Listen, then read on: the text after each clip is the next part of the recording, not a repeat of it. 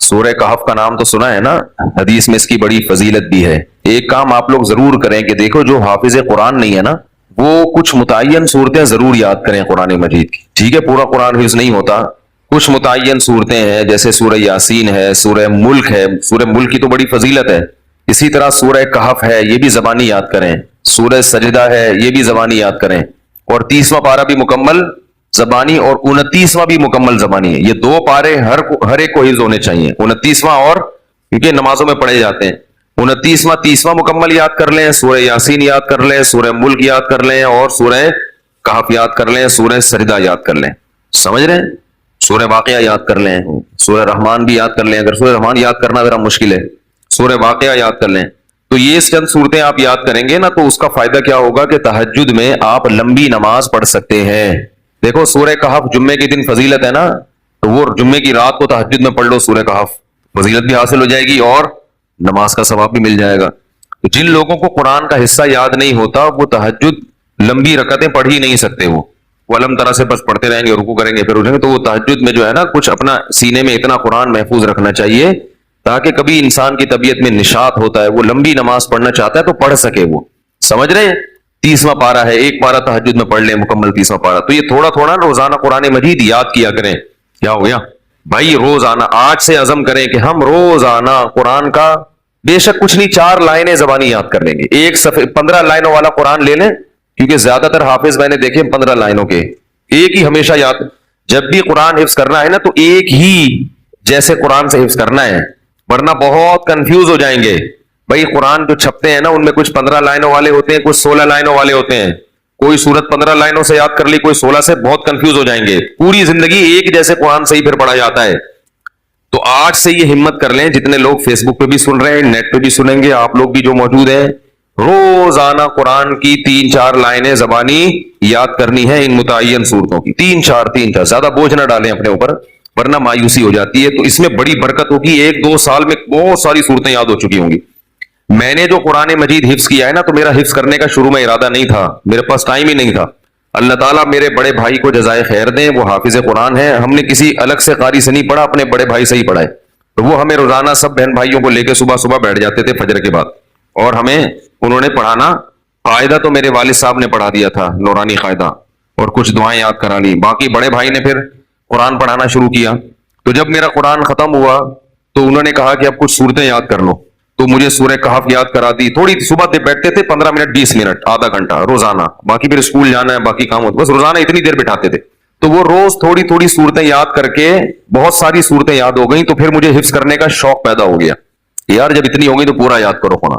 تو میں نے بہت تھوڑے سے عرصے میں طلب علمی کے دوران الحمدللہ حفظ مکمل کیا ہے، پڑھائی کے دوران.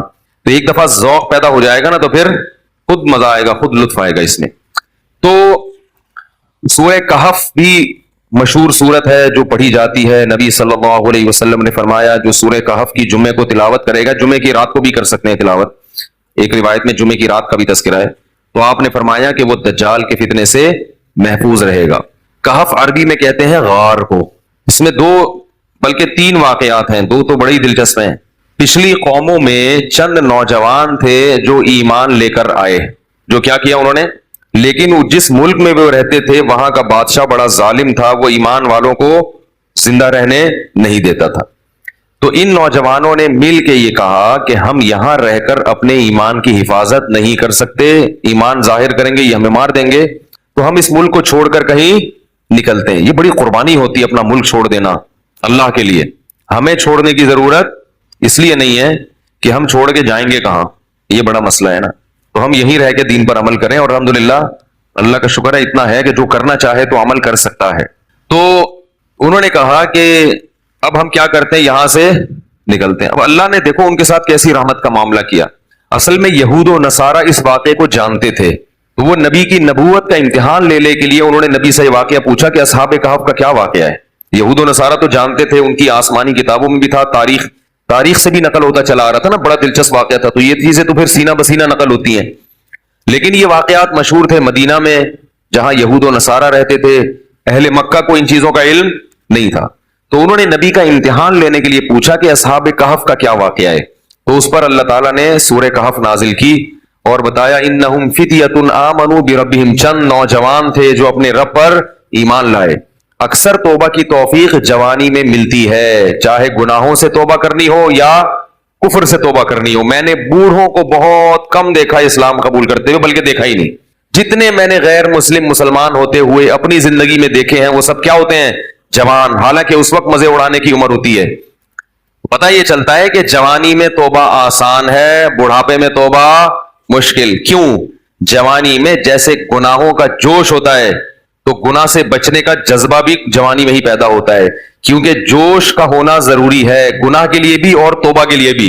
کیا ہو گیا بھائی ایک آگ بھڑکتی ہو نا جسم میں، گناہ کی بھی آگ بھڑکتی ہے اور گناہ سے توبہ کے لیے بھی جذبہ چاہیے. بڑھاپے میں جذبات کیا ہو جاتے ہیں؟ ٹھنڈے. نہ گناہ کا وہ جذبہ رہتا ہے اور نہ گناہ سے توبہ کا وہ جذبہ رہتا ہے، لہذا نیوٹرل ہو جاتا ہے. بس جس حال میں جوانی گزاری اسی میں رہتا ہے. کہتا ہے چھوڑو اب کیا توبہ کرنی، بس آرام سے مجھے زندگی گزارنے دو، مرنے دو آرام سے، چاہے وہ کفر کافر ہو یا گناہگار ہو. اس لیے یہ نہیں کہ بڑھاپے میں توبہ قبول نہیں ہے، قبول تو بڑھاپے میں بھی ہے، مگر بڑھاپے میں توبہ کی توفیق ملتی نہیں ہے. تو اس لیے جوانی میں ہی توبہ کر لو، اور اسی سال کر لو، اور اسی رمضان میں کر لو، اور اسی اعتکاف میں کر لو، اور ابھی کر لو. شیطان کہے گا کل عید کے بعد کروں گا، پہلے 2-4 فلمیں دیکھوں گا عید کے بعد جو نئی نئی ریلیز ہوں گی ہیں، اور پھر جو ساری مستیاں اپنی پوری کروں گا، نکالوں گا، مزے اڑاؤں گا، پھر کیا کروں گا؟ تسلی سے آخر میں توبہ کر لوں گا. جس نے یہ سوچ کے توبہ کو ڈیلے کیا، مؤخر کیا، اس سے بڑا بے وقوف دنیا میں کوئی نہیں ہے. ایسا نہیں ہوتا. کرنی ہے تو کرو ابھی. اللہ تعالیٰ توبہ کی توفیق دے. آج رات اٹھ کے نا اللہ سے خوب گڑگڑا کے مانگے، اللہ جتنے گناہ تھے ہم نے چھوڑ دیے، بس ہمت کرو. ہمت کے بغیر دنیا میں کچھ بھی نہیں ہوتا. تو ان نوجوانوں نے کیا کہا بھائی؟ ہمت کرتے ہیں. فتیہ، قرآن کیا کہہ رہے ہیں؟ نوجوان تھے. فتن کی جمع فتیہ آتی ہے. تو انہوں نے کہا کہ بھائی وَإِذِ اعْتَزَلْتُمُوهُمْ وَمَا يَعْبُدُونَ إِلَّا اللَّهَ فَأْوُوا إِلَى الْكَهْفِ، چلو یہاں سے بھاگ کے کسی غار میں پناہ لیتے ہیں، وہاں جا کے سوچیں گے کہ کل کرنا کیا ہے، اگلا پلان کیا. ابھی تو یہاں سے نکلو، یہاں رہ کے کچھ نہیں ہو سکتا. انہیں کیا پتا تھا کہ ان کی اس قربانی پر اللہ ان کو کیسا نوازنے والا ہے. اللہ بڑا شکور ہے. اللہ کا ایک نام ہے شکور. شکور پتہ ہے کسے کہتے ہیں؟ قدردان. آپ تھوڑا کریں اور وہ نوازے بہت زیادہ، اس کو شکور کہتے ہیں. تھوڑی قربانی آپ دو گے مگر وہ نوازے گا بہت زیادہ. اللہ ایسا کرتے ہیں. تو یہ نوجوان نکل کے گئے ہیں اور انہوں نے غار میں کیا کی؟ پناہ لی. وہاں بیٹھ چلے گئے ہیں، نیند آ گئی، سو گئے. ساتھ ان کا کتا بھی تھا. حفاظت کے لیے کتا رکھنا بولو بھائی جائز، بلا وجہ کتا رکھنا حرام ہے. نبی نے فرمایا جس نے بلا وجہ کتا رکھا روزانہ 1 قیرات اس کی نیکیاں کم ہوتی رہیں گی. ایک قیرات پہاڑ کے برابر ہوتا ہے. روزانہ اس کی نیکیاں ضائع ہوتی رہیں گی. اسلام میں کتا پالنا بلا وجہ جائز نہیں ہے. ضرورت کے لیے، شکار کے لیے پال سکتے ہیں.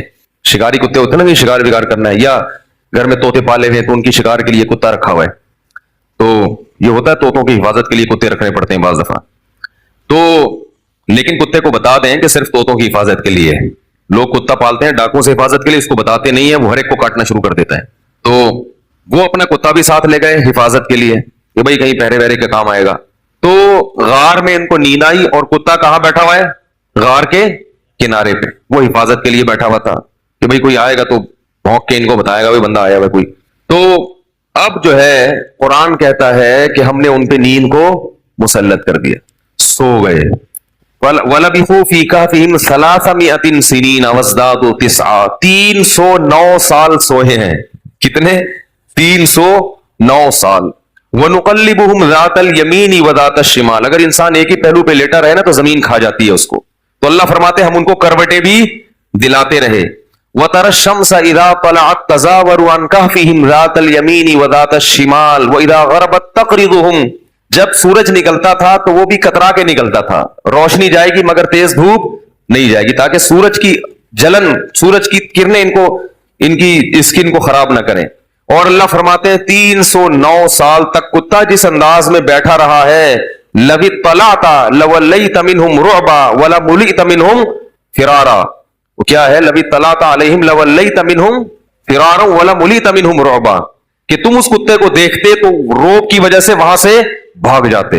اللہ نے کتے پر ایسا روب ڈال دیا کہ کوئی بھی اس کے قریب پھٹک نہیں سکتا، تاکہ ایسا نہ ہو کہ 309 سال میں ظاہر ہے کتنے لوگ یہاں سے گزریں گے غار میں جا کے ان کو نقصان نہ پہنچائے. تو کتے کی ایسی وحشت.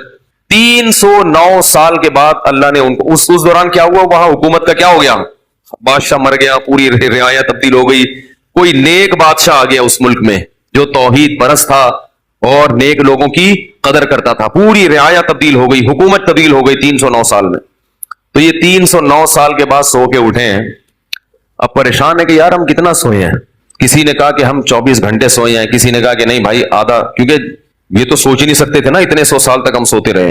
تو ایک نے کہا کہ اللہ ربکم اعلم بما لبثتم, اللہ کو پتا ہے بھائی کتنا سوئے ہیں, چھوڑو اس بحث میں کیا پڑھنا, 24 گھنٹے یا آدھا دن یا ایک دن, چھوڑو کیا کرنا اس بحث.